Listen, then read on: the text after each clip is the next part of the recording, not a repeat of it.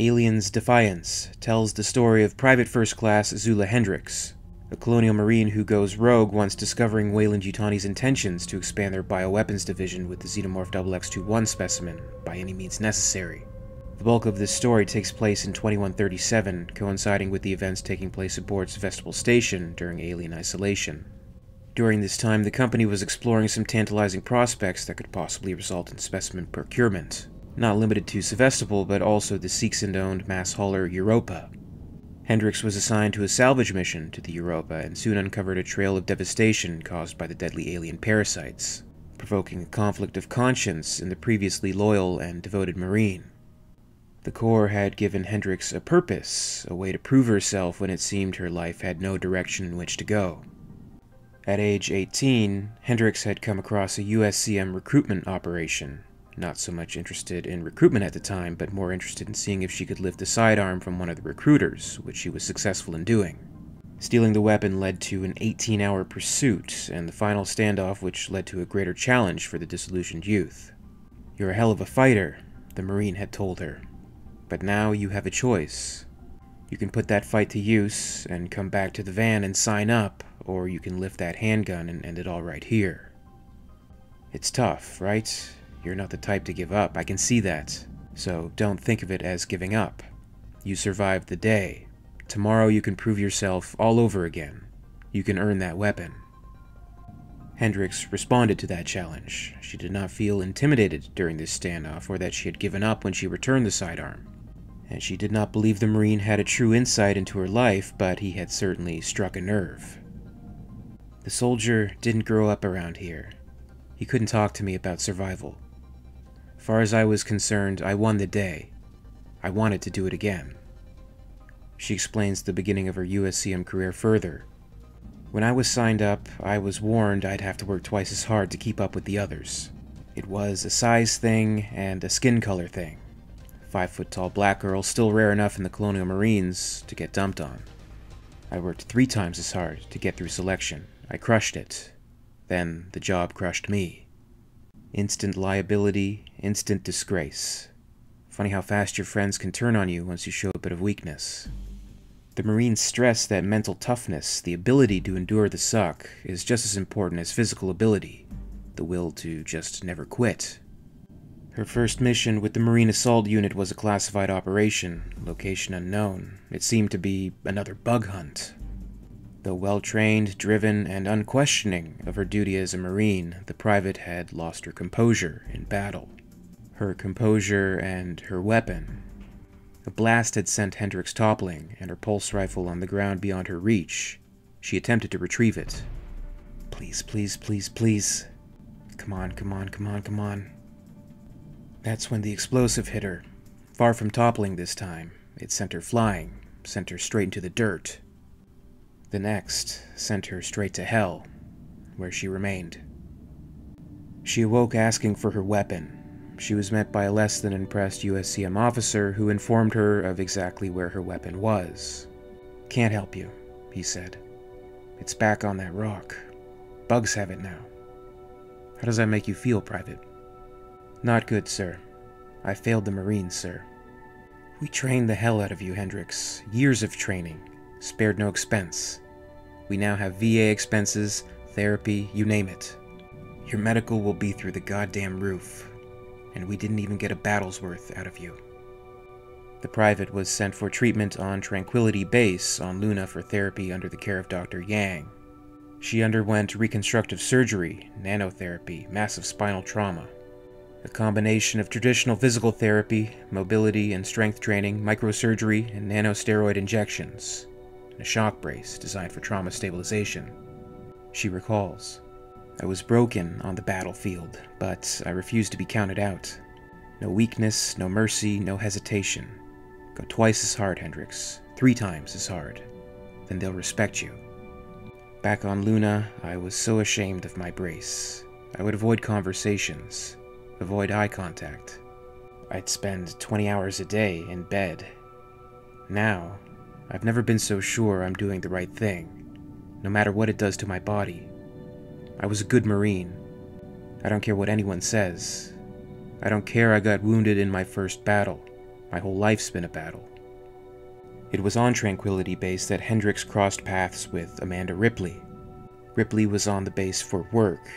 It was a chance meeting. As much as the private tried to avoid others, Ripley came to her aid when she saw her struggling to keep herself up while walking the halls of the base.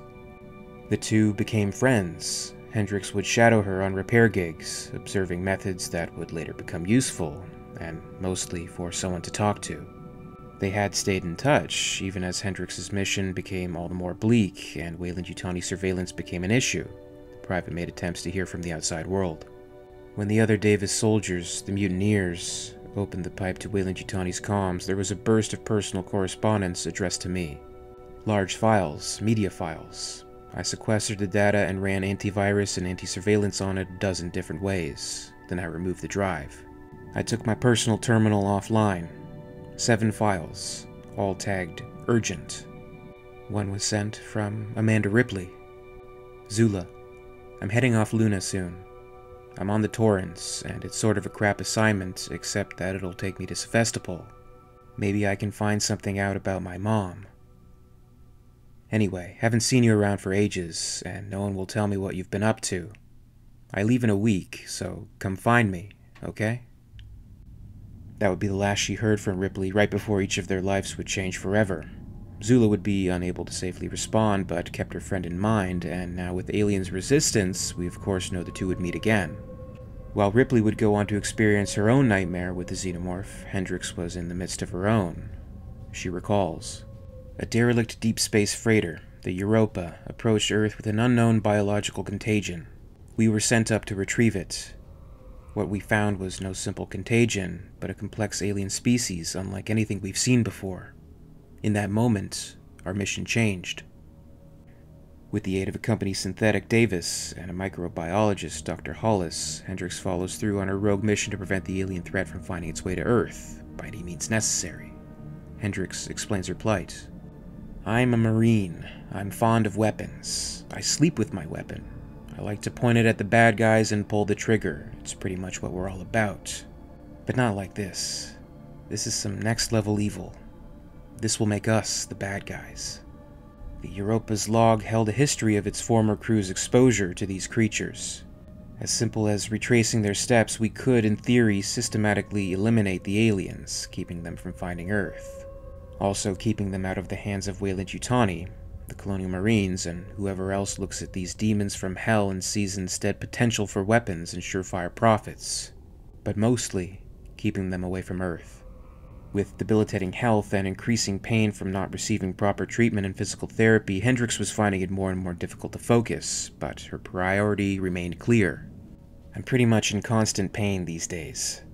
You might be surprised at the variety and quantity of painkillers assigned to a ship like Europa. I've taken most of them.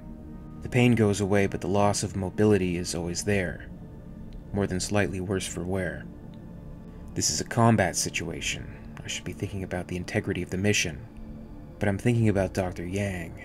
I'm thinking about a sensory-neutral therapy bed in her office, an opioid drip, a fat dose of nanotherapy, and a spinal column that allows me to feel like a normal person again. I'm thinking about going back to Earth. Basically, it's all I think about. You can't pick and choose your moments. The bad's gotta come with the good. I'm pretty sure I recycled that line from something Dr. Yang said. It sounded like crap to me at the time, which was in the middle of a really painful spinal therapy. Assuming Dr. Yang's right, my mobility will just keep degrading without therapy. But all I want to do is keep running, keep the mission alive, keep fighting. I'll always be a Marine, but it's hard not to feel like the deck's been stacked against me since the job. But through it all, I know I've done the right thing. Even the tough calls, the betrayal.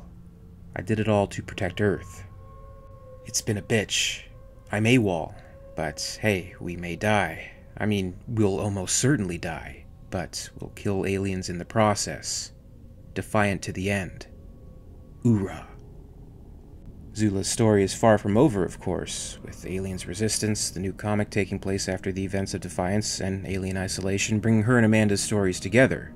And there's also been a recent announcement from Dark Horse that there will be a third story, Aliens Rescue, also continuing on with the Zula and Ripley story. So it looks like we have a trilogy on our hands. Pretty exciting. What do you think of the Zula Hendricks character? Have you been following Aliens Resistance? Perhaps you may find something like an Alien Isolation mobile game or a digital series to be a half-hearted attempt, but I think the comics, I think they're treasures. I like the story, I like the character, and on a personal note, I find it endearing to see a character struggling with chronic pain and pushing through despite circumstances. It's a tough thing, and it makes you feel less than human sometimes. You feel like giving up, but if you can't win against the pain, then you can at least defy it. Oorah indeed.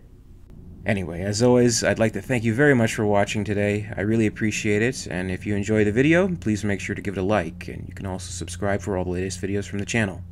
A very, very special thanks goes out to WEYLAND YUTANI executives, EmYarUk, and Lady Anne, part of the Patreon Hive. If you'd like to join the Hive and support the channel, check out my Patreon page for exclusive posts and contests. And in the meantime, you can catch up with Alien Theory over social media. Follow @alien_theory on Twitter and @alientheoryyt on Facebook and Instagram for more. And until next time, this is Alien Theory, signing off.